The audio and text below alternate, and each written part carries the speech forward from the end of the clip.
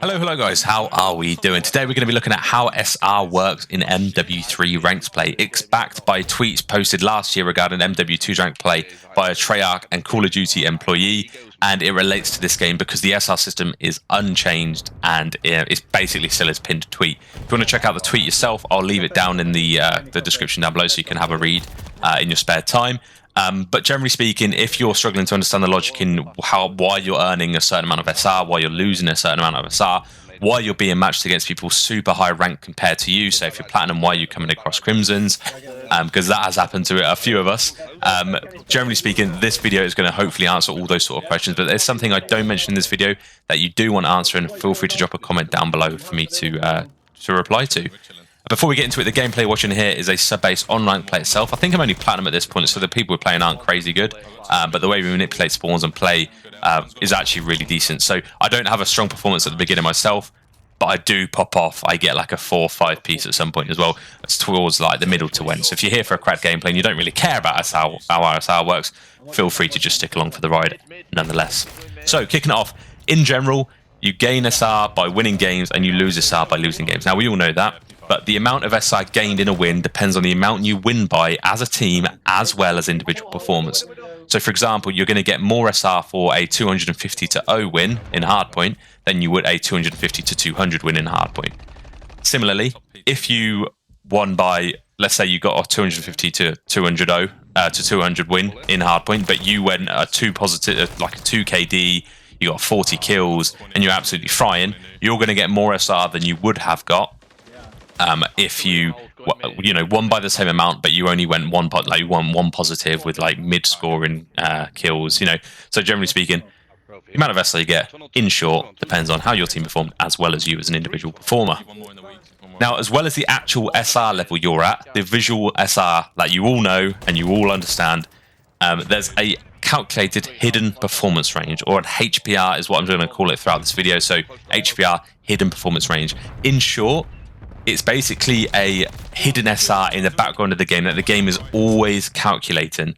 It's essentially where the game thinks your SR should be once you get to the max rank, and that's basically what it depends. That's how it gives you SR, because it's trying to get you to that point. So in short, you've got a visible SR, which is what you're seeing on your screen. It's what determines what division you're actually in, and then you've got a HPR, which is a hidden SR, which is where the game thinks you should be. And that's just based, again, on how you perform as a player.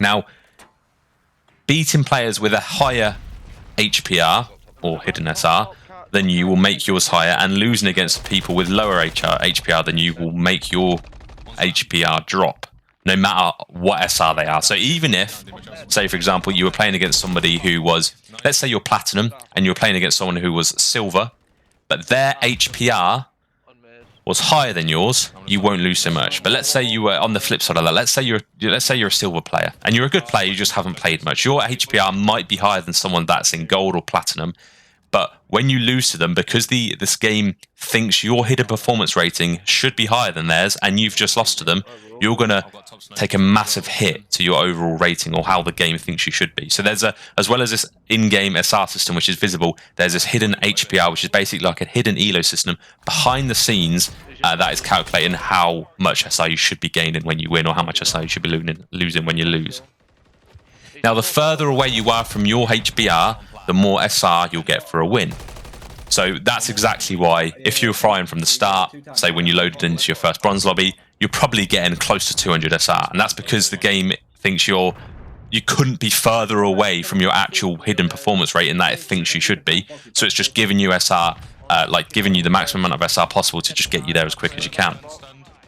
So eventually, when you get to where the game thinks you should be, you'll start earning 30 for a decent win, and you'll be losing 30 for a terrible loss. So say, for example, once the game, let's say you are the game thinks you're a Diamond 2 player, and eventually you hit Diamond 2, the game is then only going to give you maximum of 30 for a win, and a maximum of 30 for a loss as well. It's going to take a maximum of 30 for a loss, because that's where the game thinks you should be.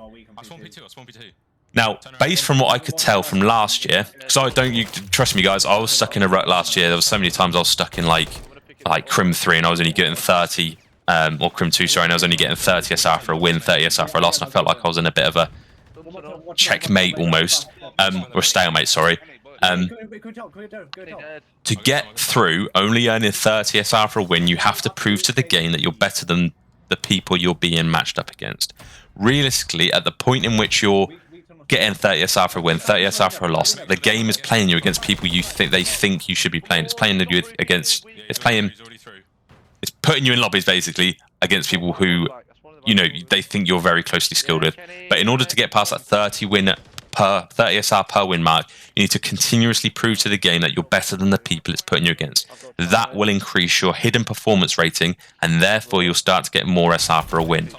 SR is almost not important.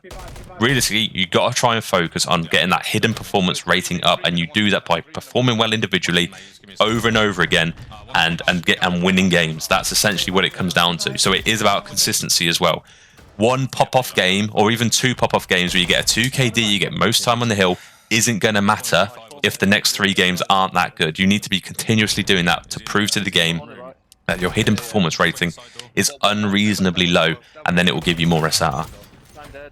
Another reason you'll see more SR from the start is because in lower divisions, more emphasis is put on individual performance, whereas when you get to the end, when you get to like Diamond, Crimson, Iridescent, more emphasis is put on team performance and how well the team did as a whole to determine how much SR you should get. So realistically, when you get to Crimson and Iridescent, unless you're playing with someone who's absolutely cracked, like a pro, you're probably, all of you are going to get about the same SR because it's based on the team performance. Now, obviously, if you're still playing stellar and you're playing unbelievably well towards that Diamond and Iridescent, you're still going to come out with a considerable amount of SR.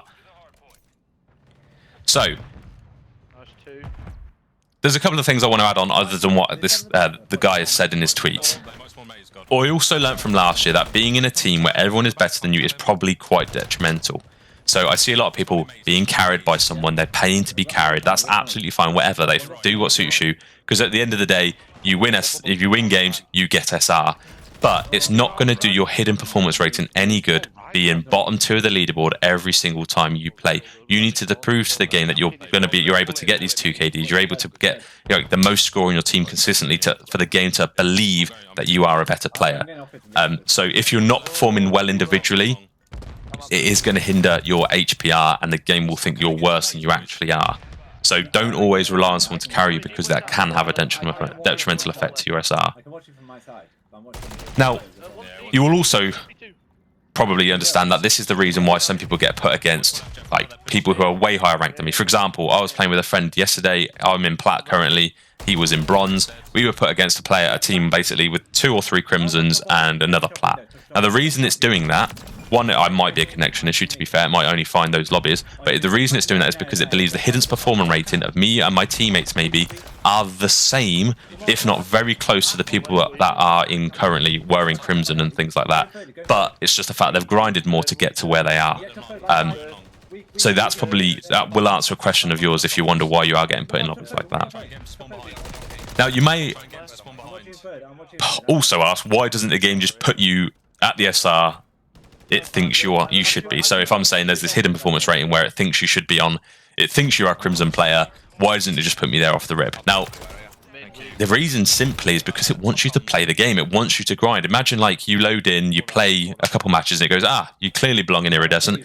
There you go, there's Iridescent. What else have you got to grind for? It's just, I don't think it's it doesn't, you need that engagement from players to keep wanting to grind. So I think you'll have a lot less incentive if you were simply put where you should be put.